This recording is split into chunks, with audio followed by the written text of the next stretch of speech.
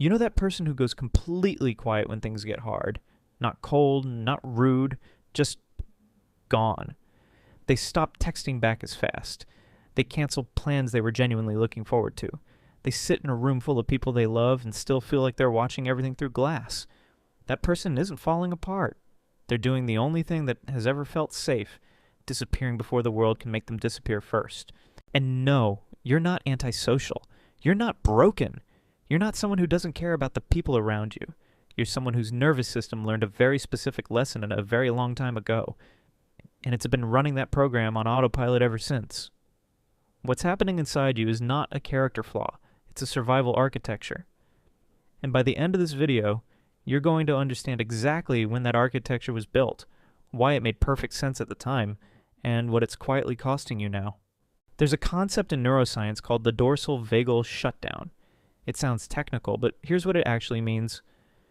When your nervous system perceives a threat it can't fight and can't outrun, it doesn't escalate. It collapses. It goes still. It withdraws. It conserves. Think of it like a circuit breaker that trips not because something is wrong with the wiring, but because the current got too high. A landmark series of studies out of the Polyvagal Institute, developed by Dr. Stephen Porges throughout the late 1980s and into the 1990s, showed that this shutdown response is not a weakness. It is one of the oldest and most sophisticated survival mechanisms the human nervous system possesses. The problem is that it was designed for acute physical danger, not for the chronic emotional stress of modern life. Your body learned to use a wildfire response for a slow, smoldering burn. The second concept is called stress inoculation failure, first documented in behavioral research at the University of Michigan in the early 1980s. The idea is this: children who grow up in environments where stress is unpredictable, not necessarily severe, just unpredictable, never develop what psychologists call a stress tolerance window. They don't learn that discomfort is temporary and survivable.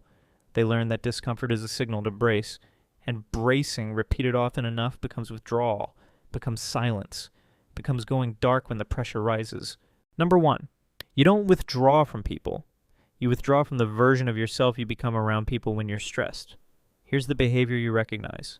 When life gets heavy, you don't just need space from the situation. You need space from the performance of being okay, from the effort of explaining yourself, from the labor of managing how other people feel about how you're feeling. The psychological term here is emotional labor load. The invisible cognitive weight of regulating not just your own emotions, but everyone else's reaction to them. Research from Arlie Hochschild's foundational work in the early 1980s showed that people who habitually manage others' emotional comfort during their own distress experience a form of depletion that is neurologically indistinguishable from physical exhaustion. You're not antisocial when you go quiet. You're conserving the only resource you have left. But here's where it gets interesting. Number 2, the withdrawal started as protection. But at some point it became identity. What you notice, if you're honest, is that you've gotten good at disappearing, comfortable with it even. There's a clean feeling to it. The relief of not having to translate your inner world into language that other people can hold without dropping. The psychological mechanism behind this is called Avoidant Affect Regulation, and it was studied extensively in attachment research throughout the 1980s, particularly in the longitudinal work of Mary Main at Berkeley. What Main found is that children who learn to suppress their attachment needs don't stop needing. They just stop signaling. The need goes underground, and underground needs don't go away. They compound. But here's the part nobody talks about. Number 3, the people who withdraw under stress are often the same people who are most hyper-aware of everyone else's emotional state at all times. This sounds like a contradiction. It isn't. Because the withdrawal isn't numbness. It's overload. You've been reading the room your entire life, tracking micro-expressions, anticipating shifts in tone, feeling the atmospheric pressure of a conversation change before anyone has said a word. That is not sensitivity as a gift you were born with. That is vigilance that got mislabeled. Researchers studying hypervigilance in non-clinical populations throughout the late 1970s and 1980s, particularly in the work coming out of stress response labs at Stanford, consistently found that high social readers are also high social fatigues. The same antenna that picks up everything is the antenna that burns out first. And when it burns out, you go quiet. Not because you stopped caring, because you never stopped caring enough to need a break from it. But there's a distinction worth making here. There's a difference between withdrawing to restore and withdrawing to avoid. Between going quiet because you genuinely need silence And going quiet because you're terrified that if you let someone see you under pressure, they'll decide you're too much or not enough or both at the same time. Ask yourself honestly, are you pulling back because solitude actually refills you? Or because connection feels like a risk you can't afford right now? One is self-knowledge. The other is self-protection dressed up as self-care. Both are understandable.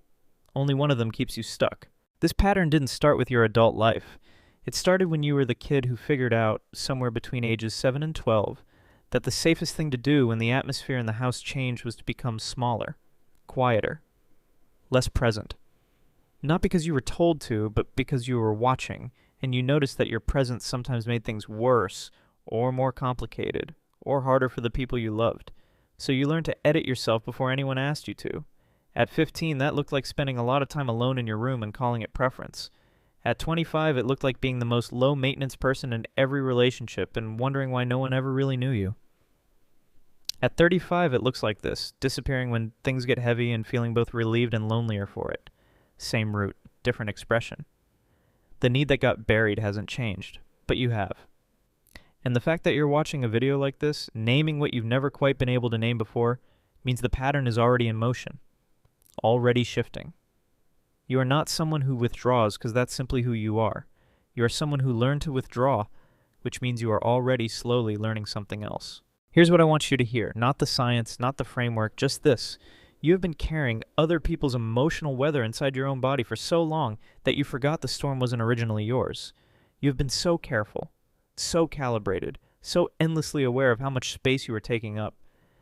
And somewhere in all that carefulness, you started to believe that needing things, real things, visible things, made you a burden, so you got quiet, and you got good at quiet. And people started to call you strong and independent and low maintenance. And those words felt like compliments, but they landed like loneliness. Because here's the thing about people who disappear under pressure. They're not cold. They're the ones who feel everything so loudly, for so long, that silence becomes the only volume that doesn't hurt. You were never hard to love. You were just surrounded by people who never learned to look for you when you went quiet. If this landed for you, the next video is going to take this even further. Because we're going to talk about why the people who withdraw under stress are also statistically the ones most likely to stay in situations that are quietly draining them long past the point when they should have left, and exactly why that happens.